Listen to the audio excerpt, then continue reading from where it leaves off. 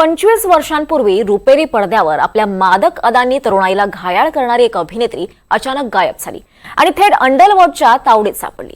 तिच्या 25 वर्षांच्या या काळ्या प्रवासात तिने तिचा देशही सोडला आणि आता ती परत आली आहे आणि तिला गाठलंय आमचे प्रतिनिधी जितेंद्र दीक्षित यांनी। पाहुयात कोण आहे ही अभिनेत्री। नमस्कार, मैं हूं जितेंद्र दीक्षित। एनडीटीवी में आपका स्वागत है। 90 के दशक की एक अभिनेत्री जिसका फिल्मी करियर पूरे परवान पर था, एक के बाद एक हिट फिल्में दे रही थी, अचानक इस सदी की शुरुआत में गायब हो जाती है, भारत छोड़ देती है। 2016 में उसका नाम चर्चा में आता है एक आपराधिक मामले को लेकर। वही अभिनेत्री अब फिर एक बार उभरी हैं, फिर एक बार भारत वापस लौट आई हैं और फिर से एक नई जिंदगी की शुरुआत कर रही हैं। मैं बात कर रहा हूं ममता कुलकर्णी की, जो इस वक्त बातचीत के लिए हमारे साथ में मौजूद हैं। ममता जी, एनडीटीवी में आपका स्वागत है। Okay, thank you. Mamta ji, सबसे पहले तो ये समझना है कि 90 के दशक का वो दौर था और आप सफलता के चरम पर थीं। आप जिन फिल्मों में काम कर रही थी वो बॉक्स ऑफिस पर धमाल मचा रही थी, हिट हो रही थी, आप चर्चा में थी। आप उस वक्त के अगर हम बॉलीवुड पत्रिकाओं को उठाकर देखें तो आपको एक सेक्स सिंबल के तौर पर भी पेश किया जाता था, एक ग्लैमरस डॉल के तौर पर पेश किया जाता था और एक के बाद एक कई फिल्में लगातार आपने दी थी। लेकिन अचानक ऐसा क्या हो गया कि 90 के दशक के आखिर में आपने भारत छोड़ दिया, भारत छोड़कर चली गई? तो मैं एक मकसद के लिए मेरा जन्म हुआ था, मेरा बॉलीवुड के लिए जन्म नहीं हुआ था, लेकिन एक समय जैसे एक बोलता है ना, एक निकालना था। तो शायद मेरी माँ की इच्छा थी बचपन में, वो बहुत लता मंगेशकर की बहुत बड़ी फ़ैन थी, तो एक माँ की इच्छा होती है, वो नहीं हो पाई थी। उसको कुछ रामानंद सागर की सीता का रोल भी उनको ऑफर हुआ था उस समय 1950s में। अच्छा, मेरी माँ, आपकी माँ को ऑफर किया गया था? माँ को ऑफर किया था रामानंद सागर ने, और मेरी माँ के मतलब ये दो बहनें थी। हाँ। तो दोनों के लंबे बाल यहाँ तक, हाँ। और एकदम पैर तक लंबे बाल, और माँ एकदम जैसे आप देखोगे ना सीता जैसी दिखने वाली, लंबे बाल और ऐसे। तो मेरे डैडी ने नहीं अलाउ किया उस वक्त, वो ज़माना ही ऐसा था कि आप it was not even look nice. I mean people is not take Bollywood as you know a very great profession. मतलब लोगों को ऐसा लगता था कि बॉलीवुड मतलब सब मतलब अच्छे घर के लोग नहीं जाते थे उस वक्त। तो उसकी कोई इच्छा रही होगी जो मेरे अंदर वो, by the time I was 14-15, she was one day she went to Hong Kong, Bangkok. Daddy ने उनको टूर्स के लिए भेजा था उनके सहेलियों के साथ, तो वो कैमरा लेके आई थी हांगकांग से। तो एक बार मेरे को बोलती है, रानी रानी पोज दे and she sing bug you are looking so beautiful. आपका बचपन का नाम रानी था? रानी था। और एक होता है ना कि आप बचपन में आप बॉलीवुड में नंबर 1 हो चुके होते हो, बिकॉज मेरी इतनी सारी हिट जा रही थी। आपको नहीं मालूम है 97 में मेरी 7 फिल्में रिलीज़ हो गई थी और 7 के 7 हिट हो गई थी मेरी। और उसके बाद मैंने काफ़ी वर्ल्ड टूर्स किए थे। 3-4 बार मैं सुल्तान ऑफ ब्रुनाई को भी जाके आई थी, बिकॉज उनकी डॉटर मेरी बिग फ़ैन रही है। तो ये सब आदमी छोड़ता है at the Heights of the career, फिर जाता है आध्यात्मिक जीवन की ओर। तो क्या होता है, गॉड, ईश्वर आपको लोगों के बीच में नहीं मिलते हैं। गौतम बुद्धा को भी सब छोड़ के, उनके पैलेस को छोड़ के उनको वन की ओर चला जाना पड़ा, काफ़ी साल एकांत में रहना पड़ा, काफ़ी साल ध्यान, अपने आप को इंट्रोस्पेक्ट करना पड़ा, तब जाके पूरा ब्रह्मांड उनके सामने खेलने लगा था। मैंने सब छोड़ दिया था, मैंने बॉलीवुड छोड़ दिया। अभी लोग बोलते हैं कि मैं ड्रग्स में मेरा नाम आ गया। अभी आप सोचो, ड्रग्स के लिए आदमी कौन करेगा? ड्रग्स के लिए ऐसा ही आप सोचो ना, पैसे के लिए करेगा? जिसने बॉलीवुड की 40 फिल्में छोड़ी जब मैं निकली वहाँ से, मेरे पास 10 स्टाफ थे, मेरे पास 2 घर थे, मेरे पास 3 घर है, एक ऑफिस है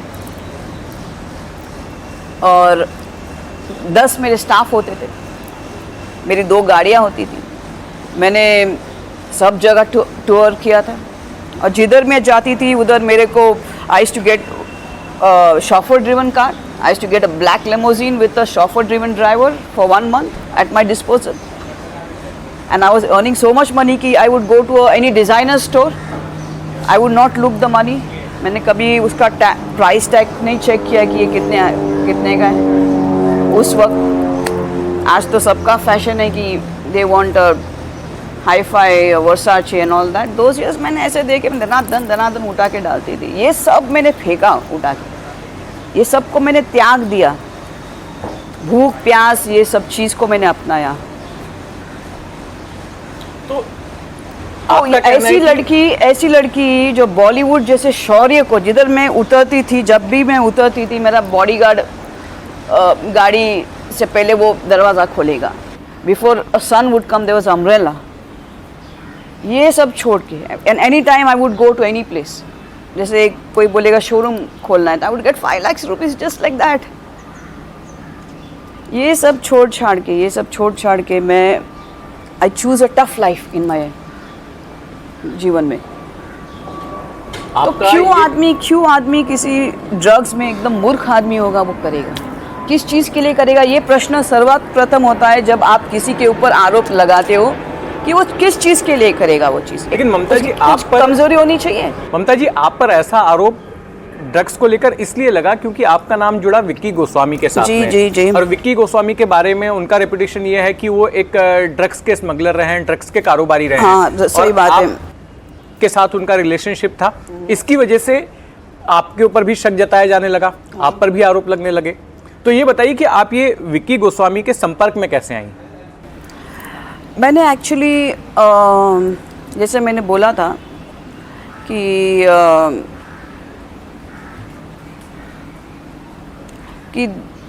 1996 के आसपास वो मेरे संपर्क में आ गए थे और सब जगह मेरे लिए ढूंढ रहे थे यहाँ वहाँ, बिकॉज काफ़ी इंडस्ट्री के लोग तब तक जा चुके थे वहाँ पे.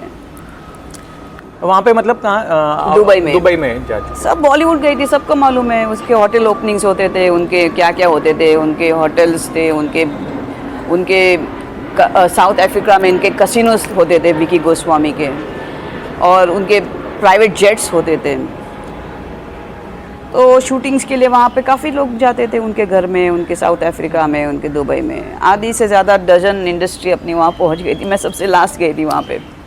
और तो इन्होंने एक ऐसे बिजनेसमैन के तौर पर आपको आपके सामने खुद को प्रेजेंट किया क्या हो गया फिर काफ़ी लोगों के आसपास मेरे जीवन में एक नया सेक्रेटरी आ गया था, मेरा ओल्ड सेक्रेटरी, और मेरा कुछ अनबन हो गया था. तो नया आ गया, नए को फट से फ़ोन गया कि मुझे इसको मिलना है, ममता कुलकर्णी को. और मेरे लिए मेरे कोस्टार्स को मिलना बहुत डिफ़िकल्ट होता था उस वक्त. आई was very reserved woman first, और सेकेंड था कि मैं अपने काम से मतलब रखती थी.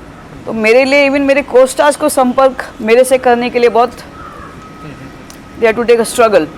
तो for him to come to me was a very difficult task. It's not easy for anybody to come close to me. मेरे साथ नज़दीक आने के लिए काफ़ी लोगों को ये होना पड़ता था. तो he had to approach so many people कि ममता कुलकर्णी से मिलने का. He must be fan of mine. So one day he got a phone, I got a phone, somebody wants to talk to you, some co-star, I will not give his name. And he says, I said, who is this person? So he says, अरे ये बड़ा आदमी है, tycoon है, ये वो है.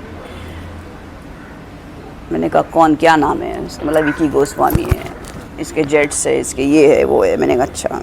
मैंने बात करना शुरू कर दिया उसके साथ. एक दिन किया, 2 दिन किया, 10 दिन किया. फिर मुझे अच्छा लगा, मीठा आदमी, गुजराती आदमी है. How are you my darling, mums how are you. तो मैंने कहा हु आर यू शूटिंग? तो मेरे को बोलता नहीं, this guy. Okay give him the phone. मैंने कहा you know him? Oh Vicky boy, कैसे हो विकी बॉय? मैंने कहा अच्छा. And I was very innocent. मुझे आप आई डोंट नो मेरे ऊपर कैसे कैसे फालतू एलिगेशंस भी बॉलीवुड ने लगाए ना. वो भी एक किस्सा है, कभी बताऊंगी मैं जीवन के अंदर. फालतू मेरा जीवन कैसा है मालूम है आपको? मैं बहुत स्पिरिचुअल. हाँ, उस दौरान मुझे याद आ रहा है क्योंकि हम खबरें पढ़ते थे तो छोटा राजन गैंग से संपर्क के भी एलिगेशन लगे थे. एक काम करो, छोटा राजन है अभी जिंदा है? छोटा राजन तिहाड़ जेल में है. उनको उम्र कैद की सजा लगी हुई है. लगी है ना? हाँ. तिहाड़ जेल में छोटा राजन है ना? हाँ. उनको जाके पूछो, आप ममता कुलकर्णी को जानते हो? कभी जीवन में उसने फ़ोन किया किसी गधे के लिए? Sorry to use the word, and for whom? किस चीज़ के लिए मुझे छोटा राजन की कभी ज़रूरत पड़ी होगी? किस चीज़ के लिए? I was a superstar. मैं यहाँ से वहाँ फिल्में रिफ्यूज़ करती थी। मेरे क्या मैं अभी बताऊँ कौन कौन सी प्रोजेक्ट्स मेरे पास, मैंने किन प्रोजेक्ट्स, आज लोग उन सुपरस्टार्स के पीछे दौड़ते हैं। I have refused films with these लेकिन उस दौर में जब इस तरह से छोटा राजन गैंग के साथ आपका नाम जुड़ता था तो आप कैसे इन एलिगेशंस को कोप कर पाती थी? अभी देखो आप मेरे सामने है ना, मैं ऐसी बात कर रही हूँ आपके साथ, वैसे तब नहीं था ना। और आपको इतना भी मालूम है कि 10 मुंह 10 बातें। आप इधर 2 बंद करोगे, ये 5 और खुल जाएंगे, इधर 5 दबाओगे और 15 खुलेंगे। सो माई पॉइंट इज कि मनुष्य ने किसी को छोड़ा है क्या? भगवान को नहीं छोड़ते, श्री कृष्ण को नहीं छोड़ते, तो मैं किस खेत की मूली हूँ? सीता माँ को नहीं छोड़ा तो मैं कौन हूँ? Who am I? I'm in Bollywood.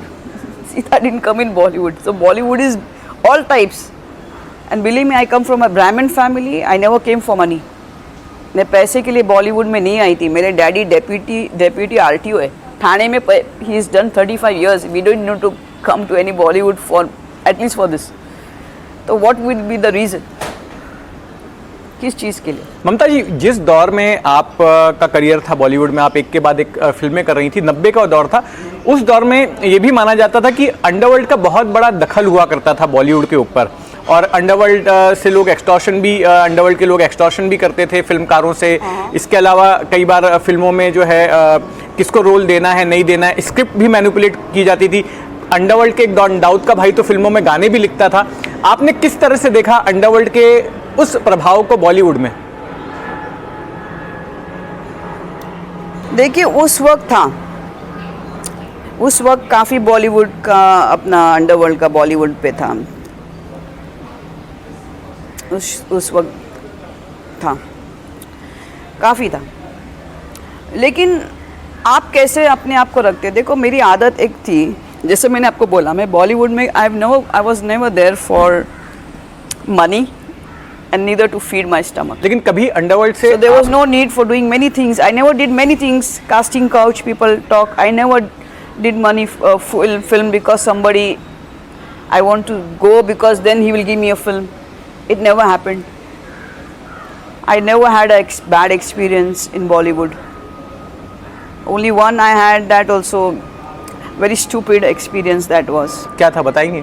नहीं छोड़िए ना, अभी मुझे वो डिस्कस नहीं करना है। It's my pass is finish. It's like asking Gautam Buddha कि आप पैलेस में थे, जब आप पैलेस में थे because he was having lot of good time in palace, तो आपके साथ अभी वो सब खत्म हो गया, मिट गया, वो खत्म हो गया, मिट गया, नष्ट हो गया। अभी मेरे अंदर वो है नहीं, मैं सोचती भी नहीं उस चीज़ के लिए। अंडरवर्ल्ड से कभी आप पर दबाव आया? उस वक्त में ये होता था कि अंडरवर्ल्ड के लोग फिल्मी हस्तियों पर दबाव डालते थे, कई बार जबरन उनको शोज़ में बुलाते थे और अपना मनचाहा काम करवाते थे, डराते थे, धमकाते थे या लालच भी देते थे।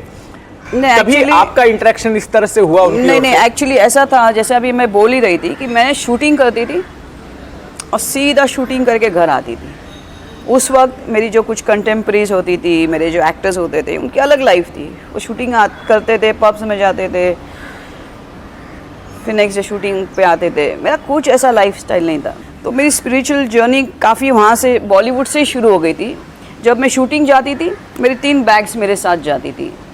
एक मेकअप मैन, एक मेकअप बैग, एक मेरी क्लोथिंग बैग्स, और एक मेरी पूजा की बैग होती थी।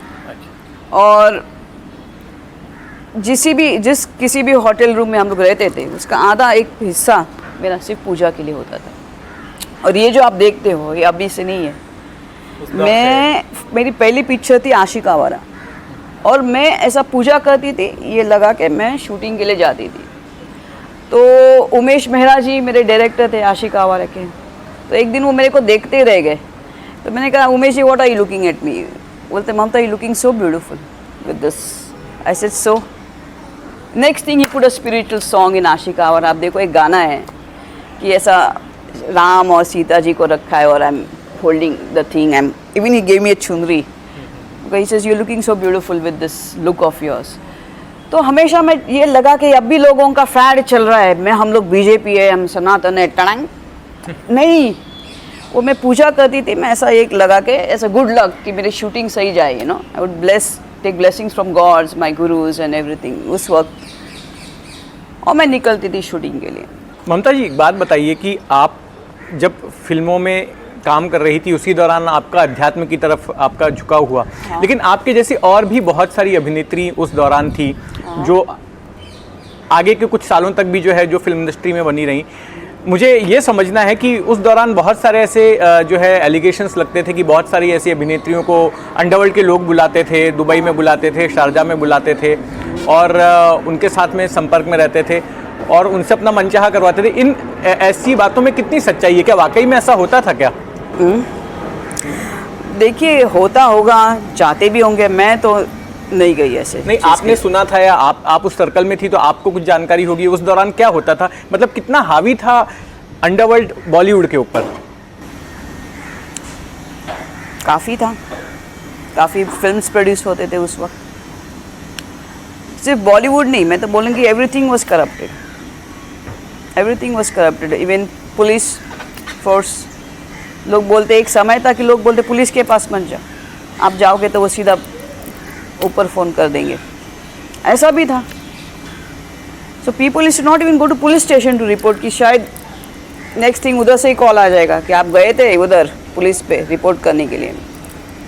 तो people are scared of police also. आपको कभी अंडरवर्ल्ड से कॉल आया? नहीं, मुझे अंडरवर्ल्ड से कभी कॉल नहीं आया, किसी के साथ मेरा नहीं है, not even with this what's his name you took, छोटा राजन नहीं है। उनको पूजा के पूछो ना, या तो मुझे लेके जाओ मैं उनको नमस्ते करती, आपने मुझे कभी देखा, हम कभी मिले तो आपको समझ में आएगा उससे। वो बोलेगा आप कौन, सब कुछ ऐसे भी लोग हैं, कोई मुझे पहचानता भी नहीं है, आप कौन? तो आप छोटा राजन थे इसलिए मिलना चाहती हैं ताकि आप उनसे पूछ सकें कि क्या आप मुझे जानते हो? हाँ, शायद ममता कुलकर्णी का नाम जाना होगा क्योंकि मैं बहुत फेमस हूँ सब जगह। अच्छा ममता जी, अब आपके जो मामले के बारे में बात करते हैं। 2016 में थाने के पुलिस कमिश्नर परमबीर सिंह ने एक प्रेस कॉन्फ्रेंस में ये आरोप लगाया कि विक्की गोस्वामी जो है 2000 करोड़ रुपए का ड्रग्स रैकेट चलाता है और उसका कारोबार, चूंकि विक्की गोस्वामी जेल में, तो वो कारोबार आप देखती थी। इस आरोप में कितनी सच्चाई है, नंबर 1। नंबर 2 कि विक्की गोस्वामी के साथ आपकी रिलेशनशिप का स्टेटस क्या है? क्या वो आपका पति था? नहीं, मेरा पति नहीं था, उतना समय नहीं मिला, बिकॉज वो 2001 से 12 जब मेरा एक्चुअल तपस्या मेरी शुरू हो गई, बिकॉज उसने मुझे बुलाया था वहाँ पे। वो मैंने अभी दूसरे परसों के इंटरव्यू में मैंने बताया कि कैसे क्या हुआ था, कि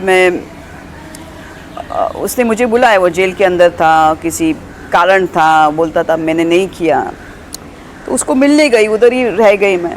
उसको बाहर निकालने के चक्कर में मैंने बहुत तपस्या की, इतनी तपस्या की, इतना ध्यान किया, और ये सिर्फ इसलिए था कि वो बाहर निकले वहाँ से, बिकॉज़ बाकी उसकी फैमिली या कुछ ऐसे थे, वो नहीं चाहते थे कि वो बाहर निकले, जिसने उसके पैसे लिए थे या उनकी प्रॉपर्टीज़ ली थी। तो मैंने कोशिश किया कि अपने ध्यान द्वारा, तप द्वारा उसको बाहर निकालूँ वहाँ से। और जब मेरा ध्यान ख़त्म हुआ, वो बाहर निकला, तब मेरी कुंडलिनी शक्ति यहाँ तक आई थी, सहस्रार तक, और मेरी इच्छा सब खत्म हो गई थी आदमी के लिए, प्यार के लिए, जिसके लिए मैं आई थी, सब छोड़ के। और मुझे लगा अभी मैं इसके साथ क्यों जाऊँ, मेरा कुछ रहा ही नहीं अंदर से, मैं एकदम पत्थर जैसे हो गई थी। प्यार था सबके लिए, पशु के लिए था, सबके लिए था, लेकिन एक ऐसा कुछ सेक्सुअल चीज़ हो एक आदमी के साथ, तो मैंने किस चीज़ के लिए मैं इसके साथ जाऊँ, ऐसा प्रश्न आ गया था मेरे ऊपर। प्यार बहुत था, सबके लिए था। तो वो निकला वहाँ से, वो दुबई से निकला, सीधा केन्या गया, इधर कुंभ मेला शुरू हो गया, मैं इधर आ गई और वहाँ पे उसका वो कांड हो गया। आप भी तो गई केन्या फिर? नहीं, मैं केन्या गई थी वहाँ पे, लेकिन वापस मेरा दुबई आना जाना रहता था ज़्यादातर। तो जब मैं इधर आई थी, उसका वो कांड हो गया। तो उसका जो कारोबार चलता है ड्रग्स का, उससे आपका कोई लेना देना नहीं था? जो जिस तरह एक्चुअली मुझे मालूम ही नहीं कि उसने कुछ ड्रग्स नाम की कोई चीज़ भी की होगी, किया भी होगा, तो ये मेरे संपर्क में, मेरे सामने तो नहीं हुआ। मैंने जैसे बोला, मैं has to be back and fro, because मेरा तब दुबई में हुआ था, मेरी शक्ति वहाँ पे हो गई थी। मेरी एक जगह है अभी मैं नहीं बोलूँगी ऐसा, जब मैं नई नई दुबई में आई थी उधर उस जगह जाना भी कोई पसंद नहीं करता था। एक समय था दुबई जाना मतलब बोलेंगे आप दाऊद से मिल के आ गए। आज भी लोग यही सोचते कि हम सब गए दुबई, अच्छा हम लोग दुबई नहीं गए। लेकिन आज सब लोग दुबई जाना चाहते हैं, हर चीज़ दुबई में हो रही है। क्या मालूम है, शायद मेरा तब उस स्थान पे है और मेरे साथ सब शक्तियाँ हैं। तो क्या ममता जी अब आपको वो चीज़ अभी आकर्षित लगती है, सब मुकेश अंबानी से लेके सबकी अभी वहाँ प्रॉपर्टीज हो गई है। क्या ममता जी अब आपको एक सन्यासीन कहा जा सकता है कि आपने एक सन्यास वाली ज़िंदगी अपना ली है? अब आप हम कह सकते हैं कि आप एक सन्यासीन हो गई हैं। मैं तो सन्यासी हूँ, मुझे अभी किसी बॉलीवुड या किसी चीज़, मैं अपने आप को उस स्थिति में देखना भी नहीं पसंद करूँगी, ना मुझे अभी होगा वो चीज़। गाना मैं सुनती हूँ, सब करती हूँ, लेकिन मैं अभी I can not do acting, it's not possible only. अच्छा, आप इतनी धार्मिक हो गई हैं, तब करती हैं। मेरा एक सवाल इससे जुड़ा हुआ है कि भारत के मौजूदा राजनीतिक परिदृश्य को, इस पॉलिटिकल लैंडस्केप को आप किस तरह से देखती हैं? देखिए, मोदी जी है ना, ये महादेव के भक्त हैं, मेरे पिताजी के भक्त हैं। मैं महादेव को मेरे पिताजी बोलती हूँ। और एक चीज़ मैंने मोदी जी की देखी है कि उनको देश से बहुत प्यार है, उनकी और बाकी भावनाएं शून्य है। वो जो भी करते होंगे ये वो अपना देश में क्यों सुरक्षित समझती हो कि ये आदमी मरेगा अपने देश के लिए, जिसका नाम है नरेंद्र मोदी।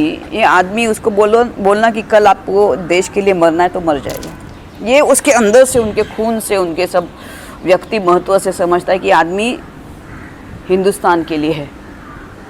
ऐसा कोई आपको दूसरा मिले तो उस दिन वो नरेंद्र मोदी बन सकता है। बस